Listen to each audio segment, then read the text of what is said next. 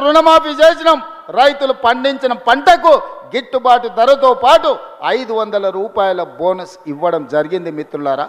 ఈ విధంగా ప్రతి వర్గానికి, ప్రతి సామాజిక వర్గానికి, ఆదివాసులు కావచ్చు, లంబాడాలు కావచ్చు, తండాలు కావచ్చు, గూడాలు కావచ్చు, మారుమూల పల్లెలు కావచ్చు, బీసీ కాలనీలు కావచ్చు, 40 సంవత్సరాల నుంచి ఒక రావణ కాష్టంగా మండుతున్న కేటగరైజేషన్, ఎస్సీ మాదిగ మాల కులాల వర్గీకరణను ఈరోజు దేశంలోనే పరిష్కరించిన మొదటి రాష్ట్రం తెలంగాణ రాష్ట్రం.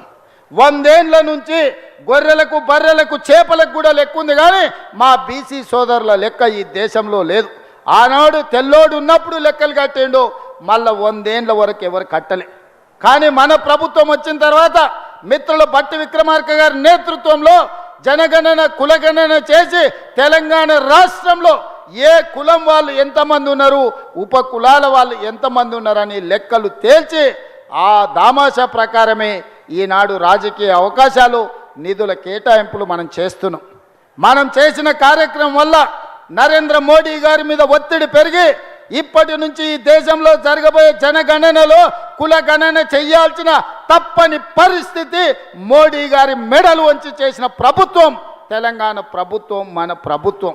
2 ఏళ్లలోనే ఇన్ని విజయాలు సాధించడం, సామాజిక సమస్యలను పరిష్కరించడం, సంక్షేమ పథకాలను అమలు చేసినాం, రాష్ట్రాన్ని అభివృద్ధి పదం వైపు నడిపించడానికి ఈరోజు భారత్ ఫ్యూచర్ సిటీని నిర్మించుకుంటున్నాం, మెట్రో రైలు విస్తరణ చేసుకుంటున్నాం, మూసీ రివర్ డెవలప్మెంట్ అథారిటీని ఈరోజు మనం నిర్మాణాలు చేసుకుంటున్నాం, రీజనల్ రింగ్ రోడ్డు నిర్మించుకోబోతున్నాం, రేడియల్ రోడ్స్ను నిర్మించుకోబోతున్నాం, మచిలీపట్నం పోర్టుకు రోడ్డు వేసుకోబోతున్నాం, బెంగళూరుకు గ్రీన్ఫీల్డ్ హైవే ఈరోజు నిర్మించుకోబోతున్నాం, అమరావతి పట్టణ, అమరావతి నగరానికి, ఆంధ్రప్రదేశ్ క్యాపిటల్ సిటీకి మనం రోడ్లు వేసుకోబోతున్నాం. ఇవన్నీ కూడా 2 ఏళ్లలోనే ఒక్కొక్క సమస్యని పరిష్కరించుకుంటూ ప్రణాళికబద్ధంగా భవిష్యత్ కార్యాచరణ తీసుకొని మనం ముందుకు వెళ్తున్నాం. 2034కు $1 ట్రిలియన్ ఎకానమీ, 2047కు $3 ట్రిలియన్ ఎకానమీ, దేశంలో 10% ఆర్థిక వ్యవస్థను తెలంగాణ రాష్ట్రంలో సృష్టించడానికి ఈనాడు మన మంత్రివర్గం అంతా ప్రయత్నం చేస్తుంది. అందుకే మిత్రులారా, ఇవన్నీ ప్రజలకు చెప్పండి, ఇవన్నీ రాష్ట్రంలో ఉండే వాళ్ళకు వివరించండి.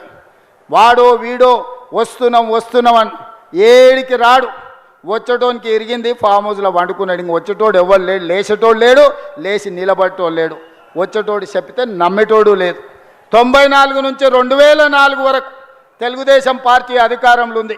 2004 నుంచి 2014 వరకు 10 ఏళ్ళు కాంగ్రెస్ పార్టీ అధికారంలో ఉంది.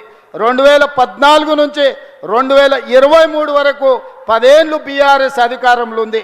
2023 నుంచి 2034 వరకు మనమే అధికారంలో ఉంటాం. చరిత్ర పునరావృతం అవుతుంది. నేను చెప్పింది జరగకుండా ఉన్నది ఒక్కటి లేదు. ఈరోజు ఈ ఖమ్మం జిల్లా నుంచి రాములవారి సాక్షిగా నేను చెప్పదలుచుకున్నా, ఆనాడు 10 ఏళ్ళు తెలుగుదేశం, మళ్ళీ 10 ఏళ్ళు కాంగ్రెస్, ఆ తర్వాత 10 ఏళ్ళు బీఆర్ఎస్. ఈ 10 ఏళ్ళు మనది పేదల ప్రభుత్వం, ఇందిరమ్మ రాజ్యం ఉంటుంది. ఆ 10 ఏళ్లలో దేశంలోనే నెంబర్ 1 రాష్ట్రంగా తెలంగాణ రాష్ట్రాన్ని తీర్చిదిద్దుతాం. రేపు జరగబోయే ఎన్నికల్లో 23 డిసెంబర్లో అధికారంలో నుంచి బీఆర్ఎస్ను గద్దె దించారు. 2024 పార్లమెంట్లో గుండు సున్నా ఇచ్చి బొందబెట్టిరు. కంటోన్మెంట్ జూబ్లీహిల్స్ ఉప ఎన్నికల్లో బోడబండ రెఫరెండం అన్నాడు. రెఫరెండం అన్న బోడబండల్నే బండ కింద పాతి పెట్టినరు బీఆర్ఎస్ను, మీరందరూ చూసారు. సర్పంచ్ ఎన్నికల్లో 66% ఇచ్చి కాంగ్రెస్ పార్టీని ఆశీర్వదించారు. రేపు జరగబోయే మున్సిపల్ ఎన్నికల్లో కూడా అత్యధికంగా 70% పైగా ఏ విధంగా అయితే ఖమ్మం సర్పంచులు